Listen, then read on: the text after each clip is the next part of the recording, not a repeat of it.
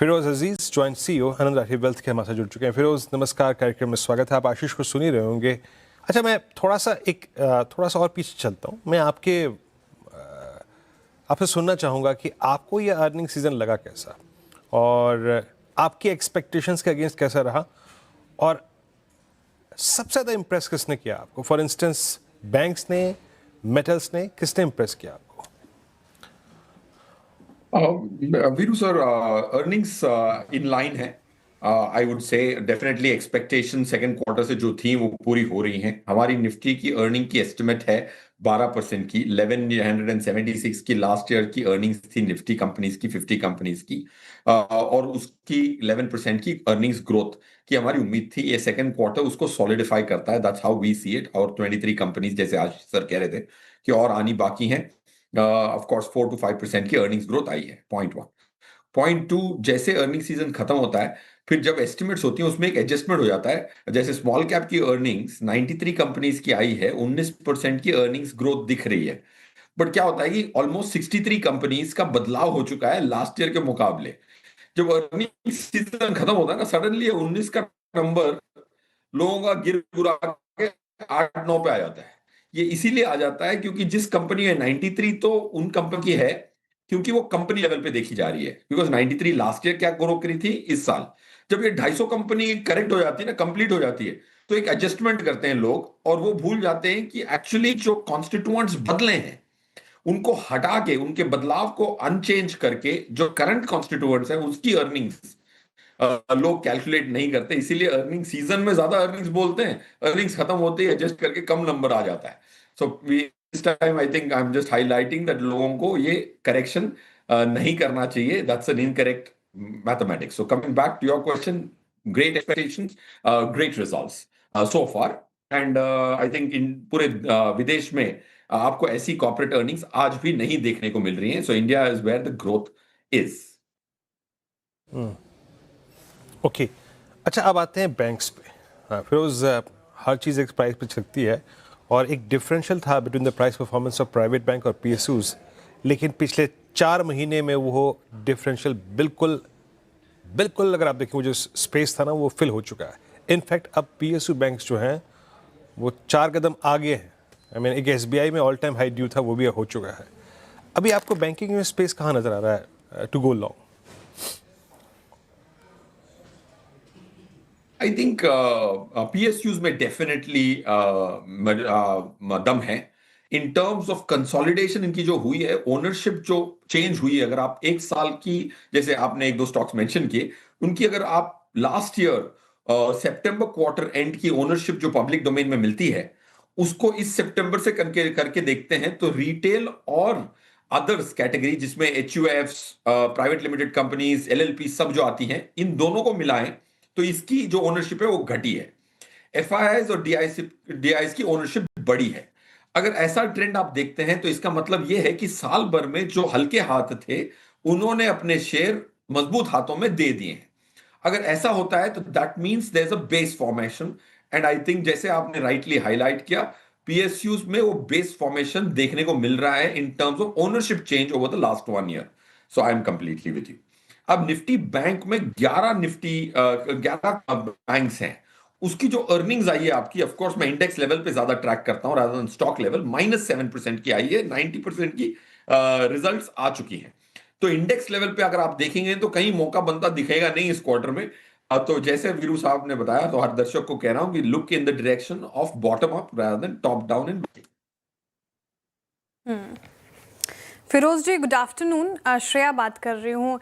Banks पे specially आपने अभी अपनी राय रखी। मैं ओवरऑल मार्केट पे आपका व्यू जानना चाहूँगी। FIs की ओर से बिकवाली तो थमी नहीं है, लेकिन देखिए, आप रिजल्ट्स अभी आपने मेंशन किया कि एस्टिमेशंस के मुताबिक ही आ रहे हैं। साथ ही बैंक्स जिस तरीके से रैली कर रहे हैं वो एक पॉजिटिव ट्रिगर है। और आपने अभी जिक्र किया कि पिछले साल से कंपेयर करें तो इस साल बेहतर स्थिति में बाजार नज़र आ रहा है। अब से कुछ महीनों में नए साल की शुरुआत होगी, तो क्या ये उम्मीद करें कि नया साल और अच्छा होगा मार्केट के लिए? यहाँ से और कितनी बढ़ोतरी की उम्मीद लगा के चल रहे हैं आप मार्केट में? Shreya madam, good afternoon. मेरी ये उम्मीद है कि निफ्टी इस फाइनेंशियल ईयर में 28,000 आपको दिखा सकती है काफी अच्छी तरह से। अगर आप देखते हैं रॉक बॉटम से 16% ऊपर हैं, पीक से हम 2% नीचे हैं। और पीक से 2% नीचे होते होते अगर आपकी शॉर्ट्स आज भी 85 पे चल रही हैं, इंडेक्स फ्यूचर एफआई की वन सेकेंड इंडेक्स एफआई ने 1,47,232 करोड़ बेचे हैं from January calendar year till October. DIIs ने 5,94,000 की खरीदी की है और डीआईएस खरीदना रोकेंगे नहीं। अगले 6 महीने में मेरा अनुमान है कि ऑलमोस्ट आपको 2.5 लाख करोड़ की परचेज अभी भी डीआईएस से बाकी है इस फाइनेंशियल ईयर में।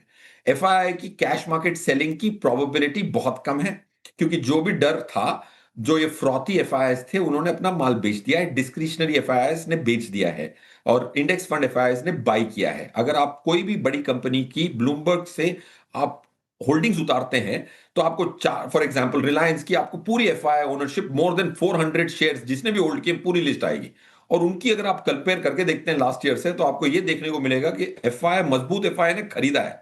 बट अनफॉर्चुनेट हल्के एफआई ने, जो हल्के हाथ वाले एफआई है, उन्होंने बेच के इतना ओवरवेलम कर दिया है कि आपका आंकड़ा 1.5 लाख करोड़ नेगेटिव है। बट लोग ये मिस कर जा रहे हैं कि बहुत सारे इंडेक्स फंड एफआईएस परचेज कर रहे हैं। So coming back I think you will have very little falls and अगर शॉर्ट कवरिंग की रट में फंस जाता है एफआई तो 27,000 28,000 इस फाइनेंशियल ईयर में देखने को मिल सकता है। और दोनों दिन जो नेगेटिव थे लास्ट 1 ईयर में, मैंने टीवीओ पे कहा था कि इससे ज्यादा गिरने की संभावना नहीं है 21,700 800 से, वहां से 16% हम ऊपर है। ओके काफ़ी पॉजिटिव साउंड कर रहे हैं फिरोज जी आप। वैसे सेक्टर स्पेसिफिक थोड़ा और मैं आपसे जानना चाहूँगी। आप रिजल्ट्स की बात थोड़ी देर पहले कर रहे थे, इस कंक्लूड होने के कगार पर है। अगर एक सेक्टर आपको चुनना हो जिसने अच्छा प्रदर्शन किया और आने वाले समय में भी आपको लगता है कि यहाँ से और बढ़ोतरी होगी, तो वो कौन सा सेक्टर होगा?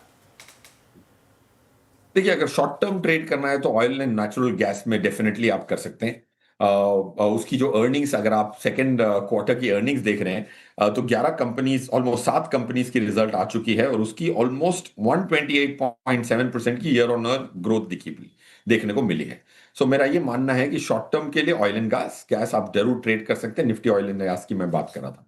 रहा सवाल लॉन्ग टर्म से, तो मेरा तो ये मानना है कि ऑटोमोबाइल, बैंकिंग, कंजम्पशन और ड्रग्स और फार्मास्यूटिकल्स, ये 4 सेक्टर में ABCDE और रिन्यूएबल एनर्जी ई मेल जोड़ लें तो आपके पास ये सेक्टर्स जो मैं साल भर से कह रहा हूँ, ऑलमोस्ट 7-8 मंथ से कह रहा हूँ, they become even more stronger after each passing quarter.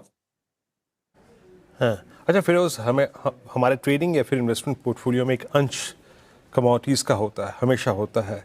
And this CY25 specially belongs to precious metals, look at gold, silver. But एक मौका था, वो अंश पूरा हुआ गोल्ड सिल्वर का, उसके बाद थोड़ी सी unwinding. Ferrous non ferrous group में या फिर any other I think commodity, चाहे वो सीमेंट हो, मेटल्स हो, फेरस नॉन फेरस, अभी क्या आपको यहाँ से रिवॉर्ड देने के लिए ठीक ठाक प्लेस लग रहा है इस वक्त?